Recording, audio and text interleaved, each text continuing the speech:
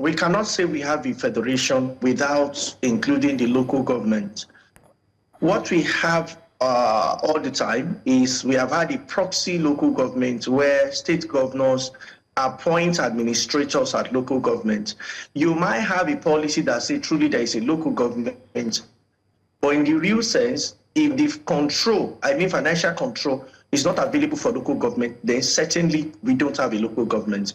So when the judgment came, it was a landslide victory for Nigerian people through the local government. It also means that the way we are holding governors accountable and responsible, we can do the same with the local government. Of course, the governors have some reservations that perhaps when they don't align with federal government can directly deal with the local government. And if you look at some things that had happened, I think Lagos State as an example, where it was rift between the federal government and local government, it was said that funds were denied Lagos State, and Lagos State had to innovate. In this case, even if such thing happened, local government will still get their funding. It's only the state that may have the challenge. So instead of government dealing with all the local government at the subnational, talking about state in this case, then there is another true tier, another tier of government, which is local government, and they can have access to their funding directly. Now, Mr. Alaje, when this landmark judgment was given, a lot of Nigerians celebrated because the local government is the closest to the people. Now, it's taken 8 months and we still haven't achieved this full autonomy. Now, the central bank is saying that they're going to profile local government chairmen and signatories before granting them financial autonomy. What's your take on this? Is it necessary? And why is there such trust deficit between the central bank and this local government chairman? People assume that local government chairmen don't have any type of fiscal responsibility. Even the EFCC is warning them that, look, you don't have immunity, or when and if this money comes, will come for you. Yeah, so from the report, the central bank says that they have to do some due diligence before they can allow them to sign. I think what the central bank wants to ensure is that the real chairpersons or chairman or chairmen of local government are the ones that are signing the checks and funds into the account. Also recall that this is the first time in a very long time that we'll be taking this holistic approach into giving autonomy to local government as regards their finances. So I strongly believe that they might have had the communication concerns. Local government chairman claims they have not received communication from the Central Bank of Nigeria, while the Central Bank is saying that, oh, we have already told you what to do. So if there is a circular, which I doubt, or letters through the state government to respective local government, because they are dealing with a lot. The number of local governments in Nigeria is perhaps more than times of all the commercial bank that the central bank is administering. So clearly it's going to be huge if the central bank wants to start looking at them one by one. I agree with the EFCC, but I also must say that EFCC, we need to also expand its capacity to deal with 400 and 700 and over 770 local governments at the same time, about 774 at the same time, so that truly, if we can properly look at what local government have access to in terms of funding, and I tell you that it will go a long way to helping us. I also think that local government should make their book very public. They should publish whatever they are spending on, so that the people at the local levels, at the local government areas, can benefit directly. Then the dividend of democracy will spread. It will not just be concentrated in the hands of few at the federal and at the state. And what do they do best? Such form is concentrated at the federal capital or at the state capital. But when it goes to local government, people can see how much each local government has been given. And I trust organizations, non-governmental organizations that we have partnered with. They will do a publication on how much has gone to each local government, maybe on a monthly basis, maybe on a quarterly basis. I also want to call on the National Bureau of Statistics to quickly think of publishing funds that have gone into local government. Well, they may not be responsible for what they have done with the money, but let the citizen know what has gone to the local government, and that would really, really help. So for me, I think local government have indicated any interest. They need to look at banks of their choice, perhaps the ones that are close to them. I'm aware that a few local governments don't have banking presence. Some of them have what do we call it, a microfinance. Some of them don't have at all. So I believe central bank will work with this. And this is also good news for local government without banking presence. When the banks know that local government will want to operate, that will also make commercial bank or microfinance bank to have presence in the unbanked area within some local government that has no banking presence. What that will mean is that we're going to have improvement in financial inclusion, because more people beyond the local government to open accounts in such area, and we're going to see major growth in that regards. You've highlighted ways in which you think this can be done with a lot of clarity, and I think that will be helpful. Again, this just points to the fact that there's a breach of trust.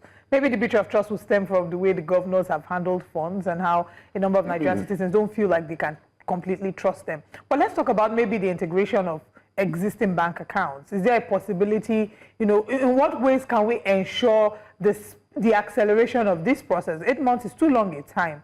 There are those who would, I don't know if you have clarity in this regard, about what the existing structures of their bank accounts will look like if they had maybe merged accounts with the state, seeing as the state was the one receiving the funds earlier, or if they had separate bank accounts. Like, if we have banks going to the streets and opening accounts for people, they're trying to ensure that they reach the unbanked and reduce the financial exclusion statistics. Talk more of a whole local government. So what ways can we ensure speedy, an acceleration of this whole process?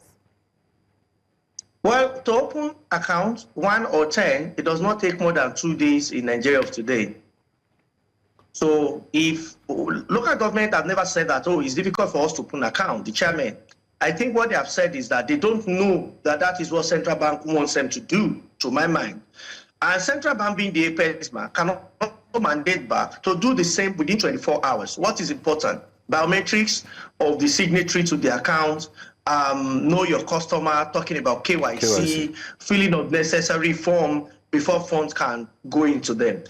For instance, you are in Lagos, and I'm speaking to you this morning from Port Harcourt. If you look at what is obtainable in the two cities, opening an account is perhaps walking into the bank, taking necessary capture, verifying addresses physically, and accounts are opened. So I strongly believe that even when you look at the report published by the Bureau of Statistics, among other agencies, 51% of Nigeria now live in urban center. We have 40% who are living in rural area. Even though so-called rural area, some of them have banking presence, even though we have not covered all of them.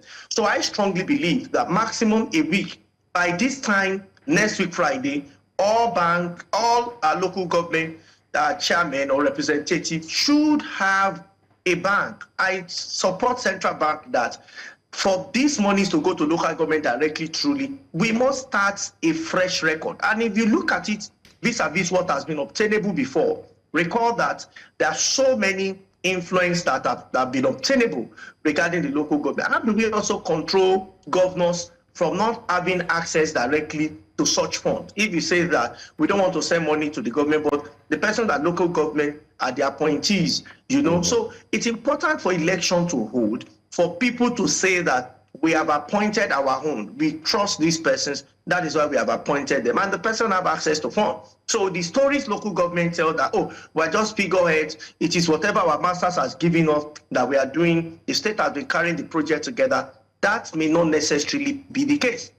Right. Local government will have access to their fund, and the entire state, the state and the local government areas will grow together. Now, Mr. Alaje, the Attorney General of the Federation, Mr. Lateef Fagbemi, has warned that defying the Supreme Court's ruling on local government autonomy might be tantamount to treason. Do you think this warning would be enough to ensure compliance amongst the state governors? Well, I think most state governors already are adjusting. A number of state governors have agreed with dates. In fact, they have chosen dates from the from the range given to them by INEC. So I've seen a lot of state governments. The one I monitor personally, they have given dates. And I think the state governors, unlike when the judgment came, it was a shock to many of them. Today, many state governors seems to have, they were ready to comply, and some have even complied as we speak. So I don't want to preempt them into saying perhaps the warning is not strong. This warning cannot be overstated. The Chief Justice of the Federation has a point, perhaps because of experience, has a point to issue such warning. And when we say warning, is it really a warning or an advisory? You know, telling God what the law might interpret such decision to mean. Therefore, I think that there is really no disagreement here since the state governors have started complying, at least those that we have monitored directly. But these hits that the local government is getting and the warnings that they're getting from everybody, EFCC, you know, has come out to give very strong warnings, telling them that they are going to be taking, in fact, I'm going to quote them, it says, they were informed that the Commission has established a fraud risk assessment and control department, adding that officers of the department will be visiting local government councils in Gombe State to monitor the use of the expected enhanced receipts from the Federation account. They further disclosed that the Commission will be visiting local governments periodically to monitor their funds. I'm going to quote something that's very interesting here as well. It says, EFCC will be paying you visits occasionally to monitor how you are using the funds. We will come in the evening. Sometimes you may even be seeing us in your dreams. If they are getting this level of heat, this level of warning, it's almost like a threat. Almost like a threat. And, you know, yes. it's not, it's understandable where this is coming from. Are the state governors also getting this level of heat? Should they be getting this level of heat? And all political appointees, really? Well, for us, you know that in our constitution, the governors have some level of immunity when they're in office. That is not obtainable to Senate, it's not obtainable to local governments, it's not obtainable to House of Representatives, it's not also obtainable to honorables with states. It's only obtainable to, I think, the executive at the federal and state level only. It's not obtainable to the remaining two. Because of the kind of people we have become over the years, you know, simple laws become very difficult for us to follow. That is why EFCC have come up with such warning, including stating that a unit has been set up to visit the local government. My advice to the anti-graft agency, EFCC, is that we find a way to mandate local government to prepare a budget. There should be no extra budgetary spending. What do you want to spend your money on? So that we see it, not that what have you spent the money on? They're gone anyways. But what do you want to spend the money on? There are a lot of civil society groups that can help, what do we call it, anti-graft agencies to see if what local government publish that they want to spend their money on is actually spending their money on. If they say they want to construct a 5-kilometer road, or they want to bring in irrigation to some farms, they are physical, they can be evident. The EFCC will do better by partnering with civil society organizations that will say, we have done our private investigation on XYZ local governments, and we can tell you that what they said they will do is not exactly what they have done. Therefore, EFCC, we will want you as an anti-graft agency to look into this matter. And we are going to have a smooth run, honestly, to see that local government, men, if we have 2, 3, 4 examples, men who are not willing to serve their people, we can start correcting them, not just at federal, state, but also at local levels. Now, Mr. Paul Alaje, as we begin to wind down on this conversation, just recently in a conference, NBA President Mazi Afam Osigwe warned that failure to implement local government autonomy could lead to a greater calamity. What impact do you think full local government autonomy will have on governance, service delivery, and grassroots development in Nigeria? Local government is very central to our development, is very key to our development. It's like creating a level of government. For instance, let me use Lagos State, extra 20 presence of government to the people. The truth is that the way federal government cannot reach everyone, is the same state government cannot reach everyone. When we step down the level of government closer to the people, then the people will have access to amenities, welfare, and some other things, especially the downtrodden, the poor of the poor, we have access to local government. When you construct road, local government road, when we support farmers and we make it local farms, when we partner in primary school, which perhaps is the responsibility of local government. Look at the primary school, government primary school all over the country. And I trust your station, News Central. You can do a poll online on social media across the board. You can also look for professionals to partner with you to carry out this poll. How many people want to send their children to primary school, government primary school? Remember that primary school are now the responsibility of local government. Because of the failure of local government, everybody has turned to government, private school. That is where everyone wants to go. But can everybody afford, in the reality of today, with high inflation, with high poverty rate, high unemployment, with current economic quagmire, can we all afford it? To the point that it's now in the mind of many that if you take your children to government primary school, then you are an irresponsible parent. Is what is ubiquitous on the mind of many. So what should we be doing? We need this local government to revamp these primary schools, among so many other things that are their responsibility. What you see is faith, confidence in some of the areas will improve. Then we'll stop seeing some irrelevant institutions that are now replacing local government. Again, water. Can local government provide water? Can we have so many other things that local government can partner with state government on, because they are to a large extent independent?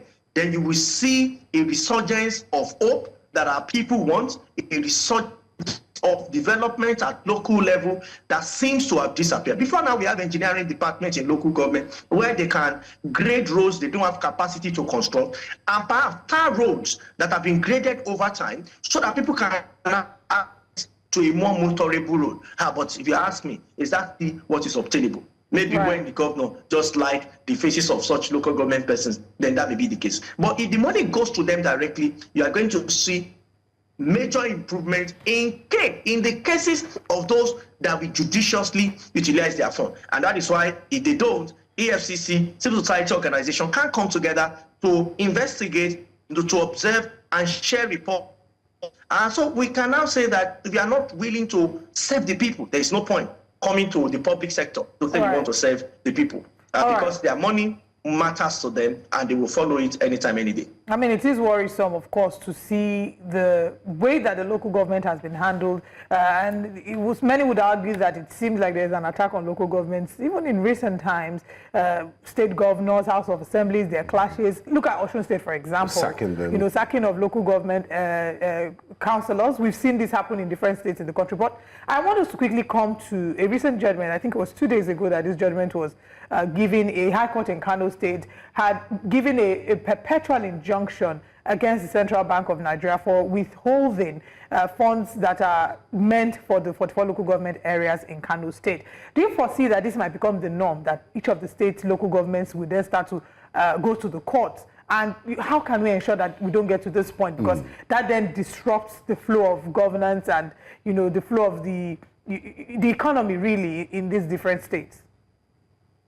Well, first of all, I think that the central bank and the local should not use judicial process to adjudicate some of the concerns, delay in payment.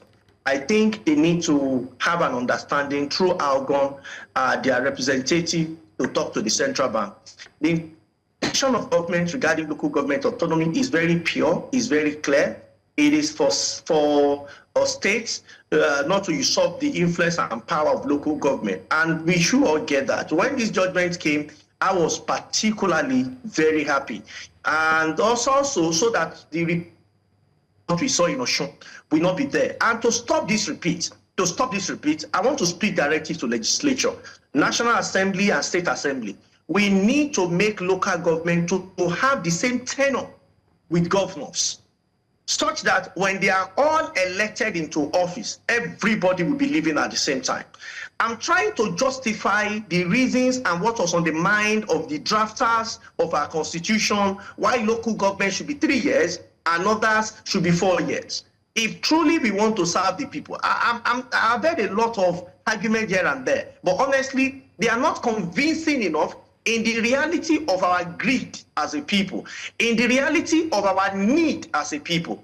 I don't know if anybody has put that forward, and I think this is what ALGON should be doing, and what they should lobby through is to have local government have equivalent of 4 years, and the election should be done together when we are having a national election. So anybody that gets to office knows that is there or she's there for 4 years, and these 4 years will be the same as to what is obtainable in their state. Yes, if there are disruption in election, this electoral body can come up and organize this election for them. Talking about state electoral commission, we know that for 2/3 of the state and more, it has never been the way we expect it to be.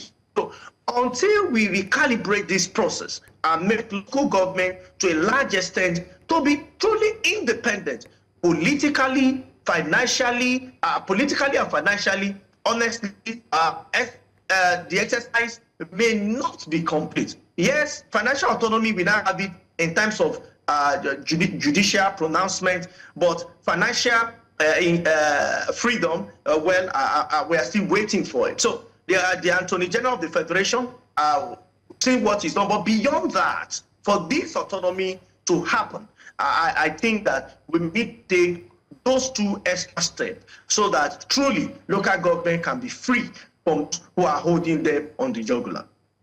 Now, finally, Mr. Paul Alaje, before we let you go, what role do media organizations and civil society play in holding local governments accountable and ensuring that, we realize this autonomy for local governments because of the benefits they will bring to the people at the grassroots? Is limited without transparency. Local government, as part of the things federal government is doing, is to ensure transparency in the presence of expending or expenditure that local government will carry out. When this is done, leave the rest for some of us and the civil society organization and rights groups. I strongly believe they will do the needful. There are groups that have really Nigeria. Our rights groups and civil society have done this over again. And for those of us who are economists, we also look at it. If you say that you want to construct a road that is constructed in your neighboring local government for 500 million, 1 billion, 5 billion, and yours is coming at 30 billion, well, we would say it, even though we might not be from that local government. So that is why transparency, we cannot do anything if the process, the spending is not transparent. And that is why I'm advising the EFCC chairman, among others, which are the representative of the head of the respective state, to find a way to ensure transparency in the receipt and spend is necessitated. I'm happy with what NFIU have started to do under President Buhari administration by restricting work and painting cash. That was a laudable process that so many people did not talk about. But that's a very thing that the NFIU started doing under the administration. And the good news is that NFIU have not stopped that. That is still in place. So transparency is what government should look at. Then political independence, government should add it to it. And lastly, government should add the true financial independence, which I think is what central bank have begun to do. So, and I think there should be a timeline to how long it will take. If not, more local government will go to court. And when local government go to court, it will be the case of a dog biting its own owner. And you know that, of course, such dog might be let loose and have no owner at the end of the day. I will not go back to Egypt. I really am hoping that it will be a great lesson for us. I really am hoping that we can move through this, get past this phase. And we don't go back to Egypt. We don't go back to Egypt. We have the full local government autonomy, and that the local governments can prove naysayers wrong, because it just seems like everybody's waiting for them to go in, to steal money and, marry more wives and, buy more cars. Paul Alaje, thank you for joining us this morning on Breakfast Central. Thank you very much, sir.